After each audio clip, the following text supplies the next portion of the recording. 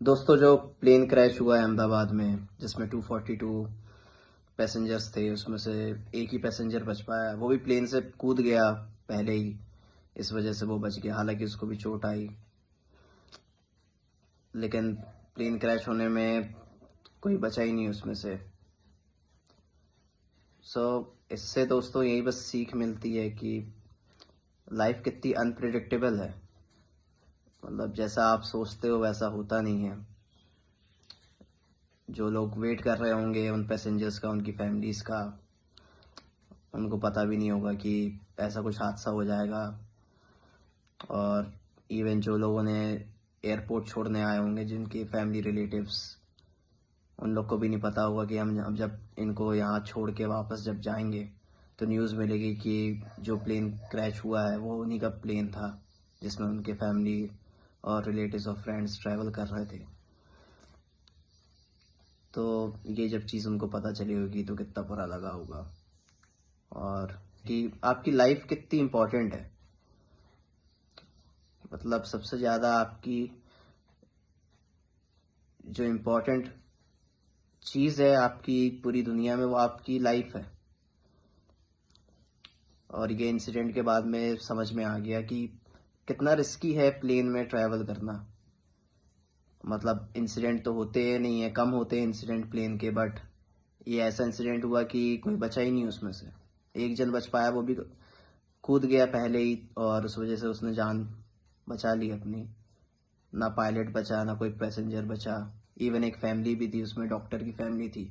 पूरी 5-6 लोगों की फैमिली एक बार में ख़त्म हो गई। कभी कभार हम सोचते हैं कि यार कोई जगह जाना है, जो चीज़ 2 घंटे में हम सफ़र तय कर सकते हैं, जिस जगह पे हम 2 से ढाई घंटे में पहुंच सकते हैं।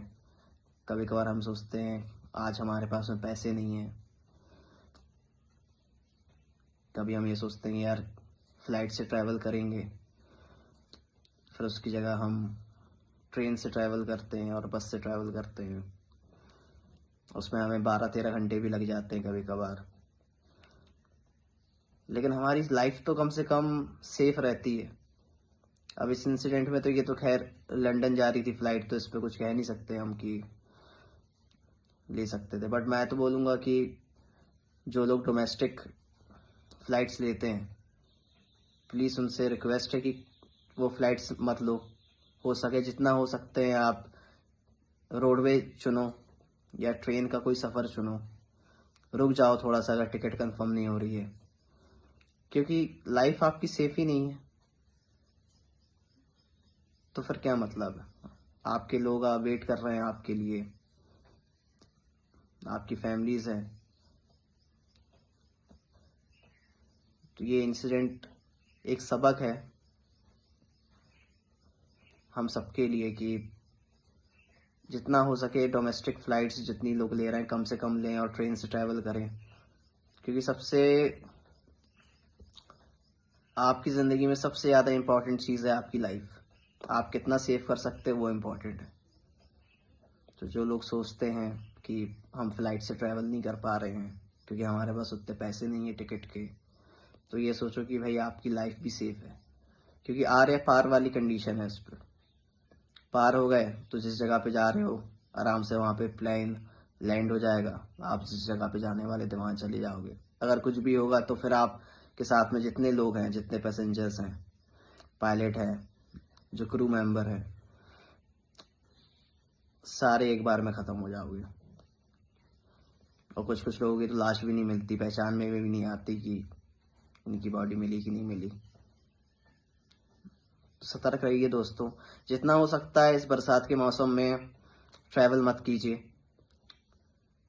अगर टिकट कंफर्म नहीं हो रही है ट्रेन की या फिर बस की, तो थोड़ा सा रुक जाइए।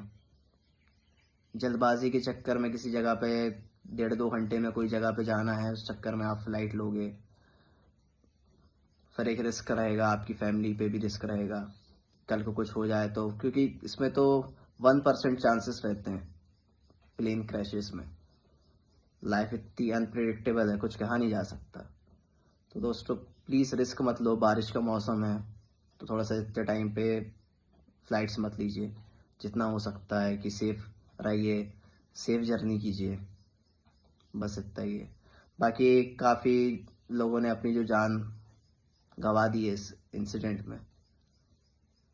हम यही सोचते हैं अगर हमारा कोई उस पर होता प्लेन में तो हमारी क्या हालत होती। वही है, बस प्रे कीजिए उनके लिए जिनको इस इंसिडेंट में जिनकी जानें जा चुकी हैं, और प्लीज़ सेफ जर्नी कीजिए, जितना अवॉइड कर सकते हो आप प्लेन जर्नी उतना अवॉइड कीजिए प्लीज़।